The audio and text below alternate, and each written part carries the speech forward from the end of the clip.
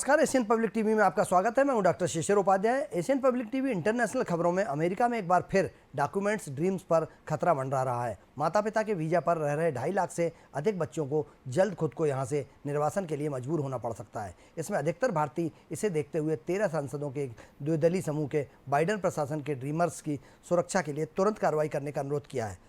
बता दें कि डॉक्यूमेंट्स ड्रीमर्स शब्द का इस्तेमाल उन बच्चों के लिए किया जाता है जो H1B1 कामगार समेत दीर्घकालीन गैर अब्रजन वीजा धारकों तक आश्रित होते हैं जब तक 21 साल के नहीं हो जाते। इसके चलते हजारों भारतीय बच्चों पर खतरा मंडरा रहा है। इनके माता पिता दशकों से ग्रीन कार्ड का इंतजार कर रहे हैं, जिसे आधिकारिक तौर पर स्थानीय निवास कार्ड भी कहा जाता है। यह अमेरिका में साक्ष्य के तौर पर अब्रजकों को जारी किया जाता है। अमेरिका सुप्रीम कोर्ट ने व्यापक रूप से इस्तेमाल की जाने वाली गर्भपात की गोली को प्रतिबंधित करने की मांग को खारिज कर दिया है।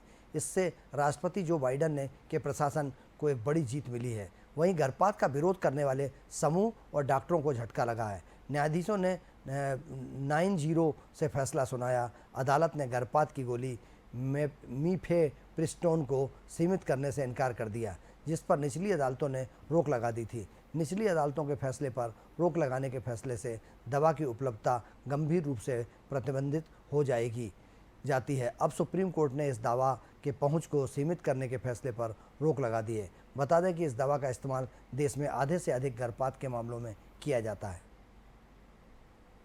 चीन की एक बड़ी company Cosco shipping ports Lima ने 80 किलोमीटर दूर यहां चंके में एक मल्टी पोर्ट टर्मिनल यानी मेगा पोर्ट बना रही है। माना जा रहा है कि यह ऐसा ढांचा होगा जिसके जरिए चीन पेरू में अपनी मौजूदगी बना सकेगा। अपने बड़े विस्तार और कार्य क्षमता के कारण ये बंदरगाह जल्दी यहां से होने वाले अंतर्राष्ट्रीय व्यापार का केंद्र बन सकता है। हालांकि इन सब के बीच एक रिपोर्ट में दावा किया है कि बंदरगाह का उद्घाटन इस साल के अंत में हो सकता है। इसे तैयार होते ही चीन और अमेरिका के बीच और अधिक रिश्ते खराब हो सकते हैं।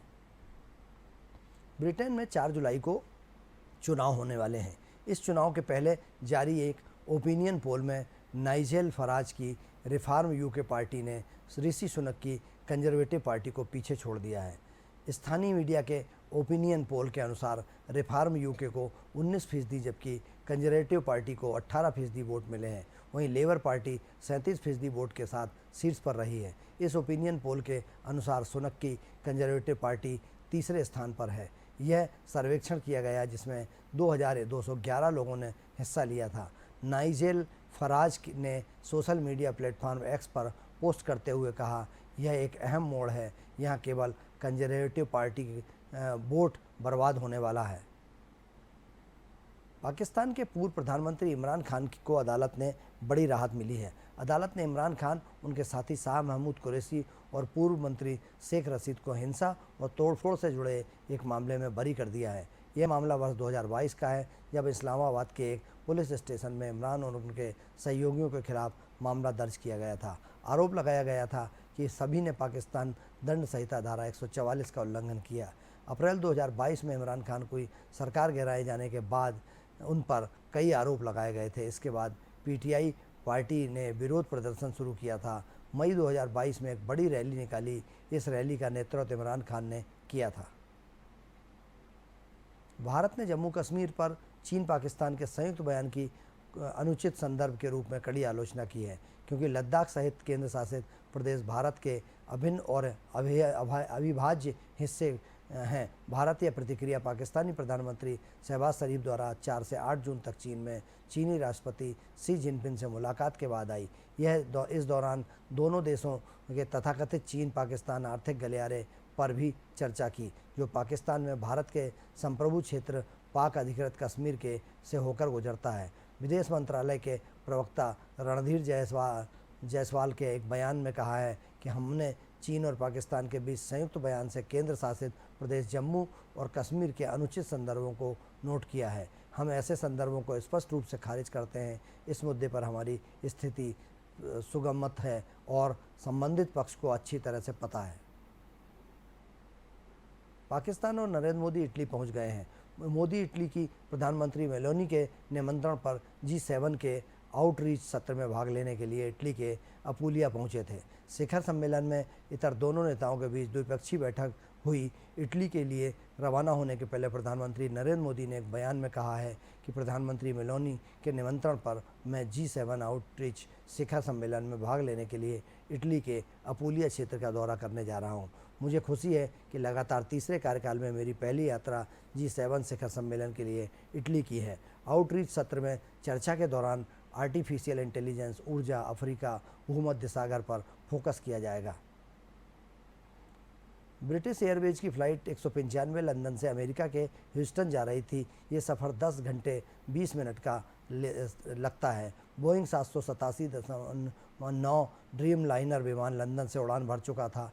5 घंटे से तो वो हवा में था। वो न्यू फाउलैंड के तट पर पहुंच रहा था। इस बीच प्लेन के पूरा अटलांटिक महासागर पार कर लिया था। सफ़र ज़्यादा नहीं बचा था, पर अचानक प्लेन को पायलट द्वारा मोड़ दिया गया और वो लौटने लगा। बताया गया कि एक छोटी तकनीक की खामी की वजह से प्लेन को मोड़ा जा रहा है। एयरलाइंस ने समस्या का जिक्र नहीं किया, पर सूत्रों से पता चला कि जेट के इंजन में कोई खामी थी। इस वजह से प्लेन की इस उड़ान में तो कोई मुश्किल नहीं आती, वो अमेरिका पहुंच जाता, पर अगली उड़ान से मुश्किल आ सकती थी। इस वजह से प्लेन को लौटना ही ठीक था। नेपाल में इन दिनों भारी बारिश ने तबाही मचाई हुई है। यहाँ पिछले कई दिनों से हो रही बारिश से भूस्खलन होने लगा है, जिसके चलते अब तक 4 लोगों के मारे जाने की खबर है। बताया जा रहा है कि भारी बारिश के चलते कई नदियां उफान पर हैं और उनमें बाढ़ आ गई है, जिसके चलते कई तटीय इलाकों में पानी भर गया है और भूस्खलन होने लगा है। बताया जा रहा है कि ताप्लेंजंग जिले के फक्तांगलुंग ग्रामीण नगर पालिका की सिवांग नदी में आई बाढ़ से तमोर नदी अवरुद्ध हो गई। इसके इलाके में पानी भर गया और बारिश हो रही है। बताया जा रहा है कि नदी में आई बाढ़ के चलते सिनवा नदी में भूस्खलन भी हुआ है। ये नदी फक्तांगलुंग ग्रामीण नगर पालिका के प्रशासनिक केंद्र तापेथोक के पास बहती है। शीत युद्ध के बाद इवान मार्कोविच पहले अमेरिकी पत्रकार हैं जिन्हें जासूस के आरोप में रूस में गिरफ्तार किया गया। CIA के लिए जासूसी करने का आरोप लगाते हुए उन पर मुकदमा चलाया जाएगा। रूसी प्रोसिक्यूटर जनरल कार्यालय की तरफ से कहा गया है कि मेर्स्कोविच को पहली बार हिरासत में लिए जाने के 1 से अधिक साल बाद उन पर आरोप तय किया गया है। दोषी पाए जाने पर उन्हें 20 साल की सज़ा दी जा सकती है। हालांकि मेर्स्कोविच अमेरिकी सरकार और उनके कर्मचारियों ने उनके खिलाफ आरोपों का खंडन किया है। मेर्स्कोविच की गिरफ्तारी के 2 हफ्ते बाद अमेरिकी विदेश मंत्रालय ने इस पर प्रतिक्रिया देते हुए कहा कि इसे गलत तरीके से हिरासत में लेना उचित नहीं है। आप इंटरनेशनल खबरों में फ़िलहाल इतना ही। आप बने रहिए एशियन पब्लिक टीवी पर। मुझे दीजिए इजाज़त। नमस्कार।